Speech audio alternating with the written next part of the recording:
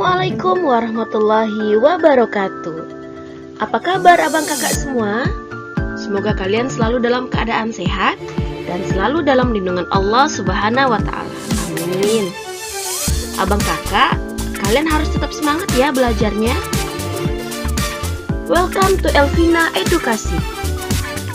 Pada video kali ini, saya akan menjelaskan materi tentang jenis-jenis puisi rakyat, lebih khususnya yaitu menyimpulkan isi gurindam. Namun sebelum kita mulai, ada baiknya kita berdoa bersama. Berdoa mulai. Bismillahirrahmanirrahim. Rabbi zidni ilma warzuqni fahma. Amin ya rabbal alamin. Berdoa selesai. Nah, langsung saja yuk simak penjelasan di video ini. Let's study together.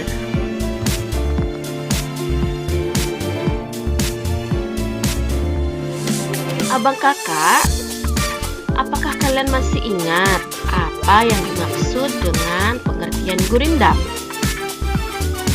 Pada video sebelumnya, saya telah menjelaskan materi mengenai pengertian dan ciri-ciri gurindam.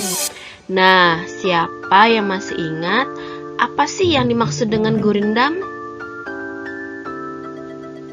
Nah, berikut ini adalah penjelasannya. Pengertian gurindam. Gurindam berasal dari bahasa Tamil atau India, yaitu kirindam, yang diartikan sebagai perumpamaan. Gurindam adalah bagian dari kekayaan sastra. Karya pendek ini dibawa oleh orang India yang tentunya juga diilhami oleh pengaruh kesusastraan Hindu. Gurindam merupakan bentuk puisi lama yang ditandai dengan dua baris kalimat berrima sama namun dalam satu kesatuan. Secara definisi, gurindam diartikan sebagai karya sastra lama yang berbentuk seperti puisi dan terdiri dari dua baris kalimat dengan sajak atau rima yang sama. Nah, seperti yang abang kakak ketahui bahwa di dalam gurindam ini sajaknya atau rimanya itu di dalam ciri-cirinya kemarinnya yang sudah kalian pelajari, yaitu AA atau BB, artinya dalam satu bait itu kan terdiri atas dua kalimat. Nah, sajaknya itu sama, bunyi akhirnya itu. Nah, itu maksudnya. Biasanya gurindam terdiri dari satu bait. Pada baris pertama, gurindam berisi sebuah persoalan atau syarat, sedangkan pada baris kedua, gurindam menjawab persoalan pada baris pertama. Artinya, pada baris pertama dan kedua di dalam gurindam itu saling berkaitan atau satu kesatuan. Mereka saling terikat. Yang pada baris pertama itu adalah persoalan atau masalah. Pada baris kedua itu adalah menjawab persoalan tersebut. Nah, itu adalah pengertian dari gurindam. Nah, selanjutnya kita masuk pada jenis-jenis gurindam.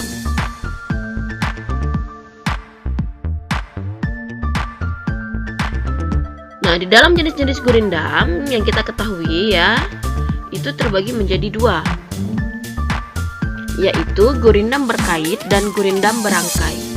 Apa sih yang dimaksud dengan gurindam berkait dan gurindam berangkai? Nah, berikut ini adalah penjelasannya. Abang kakak mohon disimak ya, jangan sampai terlewatkan.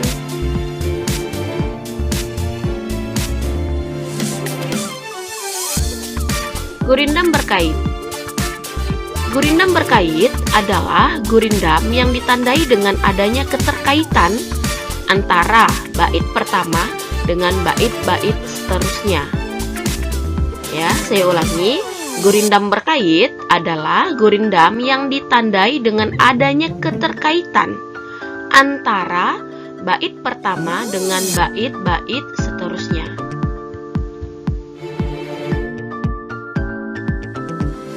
Ini adalah contoh gurindam berkait. Abang kakak bisa lihat pada bait pertama atau paragraf pertama. Di situ terdiri atas dua baris, ya, dua baris kalimat. Nah, baris pertama, siapa tak ingin sesat dunia akhirat, maka cepatlah taubat sebelum terlambat. Kemudian, tapi siapa yang lekas bertaubat sebelum kiamat, maka didapatlah itu yang namanya selamat. Nah, artinya di dalam gurindam ini antara bait pertama dengan bait kedua atau paragraf pertama dengan paragraf kedua itu saling berkaitan antara satu dengan yang lainnya. Jadi antara paragraf 1 dengan paragraf 2 itu saling berkaitan. Jadi kalau ada paragraf ketiganya lagi itu juga saling berkaitan dari paragraf-paragraf sebelumnya. Nah, itu yang dimaksud dengan gurindam berkait. Jadi saling berkait antara paragraf 1 atau bait 1 dengan bait seterusnya.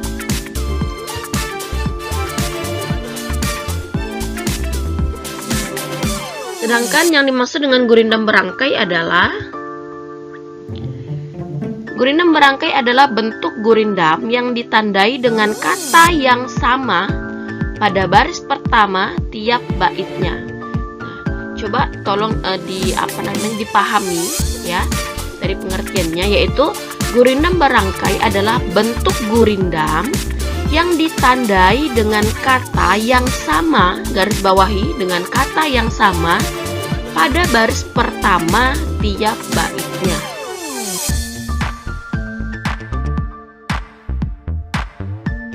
Berikut ini contoh dari gurindam berangkai. Pada bait pertama, lakukan saja yang menurutmu benar. Lakukan saja yang menurutmu pantas. Kemudian bait kedua, hidup hanya bergantung hati, hidup hanya sesaat dan kemudian mati.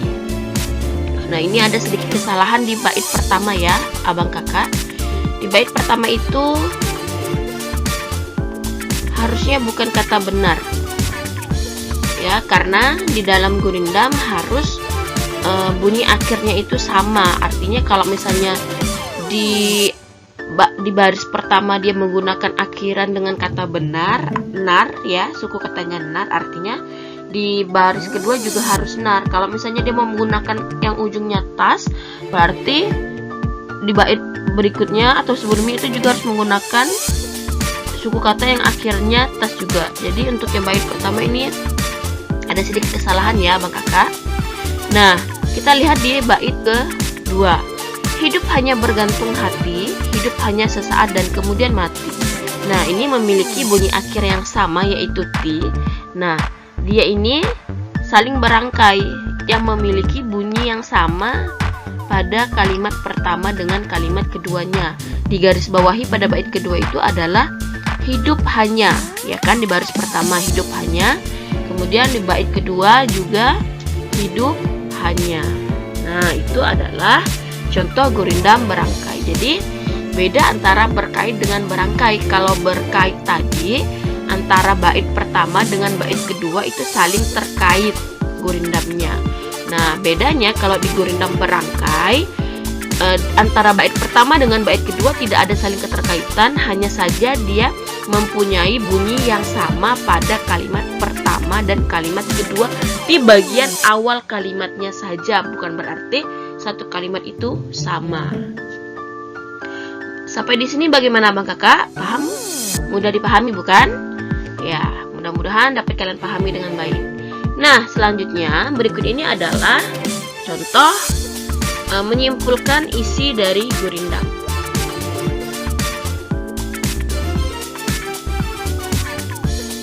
Menyimpulkan isi gurindam.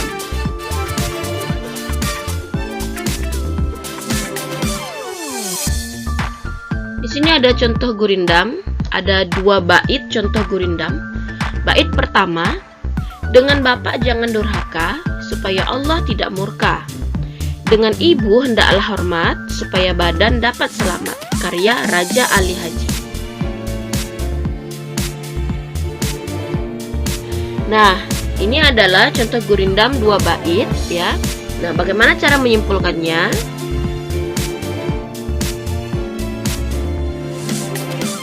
Nah, di sini adalah simpulan isi gurindam. Pada bait pertama,